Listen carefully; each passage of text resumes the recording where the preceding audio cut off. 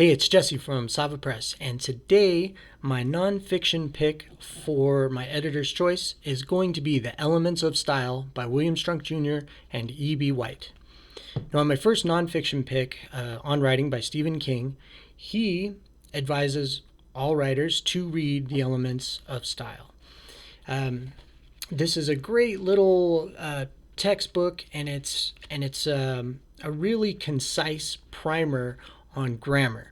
And of course, back in school, in English classes and such, studying grammar was like torture, even for me back then, because I liked writing, I liked reading, but breaking down sentences and all these different pieces and tenses of words and all that, ugh, it was horrible. Now that I'm older and more involved with the writing process, I enjoy it. But I would say back in my 20s, when I heeded my buddy's advice and I read on writing, I went right out and I got me a copy of this book, and I enjoyed it. I really did. It's easy to read, and it's not just grammar, but it teaches you how to smooth out your writing, how to make your writing flow and sound pleasing to the ear.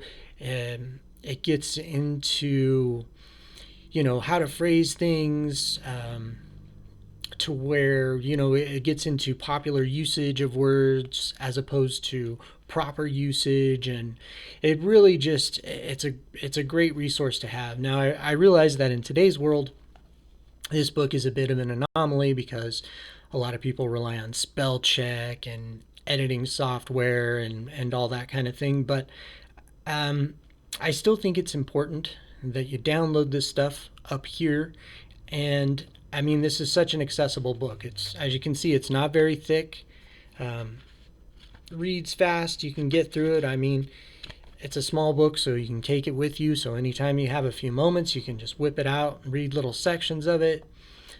When you go to the bathroom, whip it out. Great book. And I think that everyone really should have a good handle on grammar, and they should care that they're using words properly, whether it's in a text or an email or posting on Facebook. And no, I try not to be a grammar Nazi, but when I see someone that doesn't know the difference between to and to too, or when to use an apostrophe when saying it's, the difference between it's possessive and it is, yes, drives me a bit crazy. And do I make typos?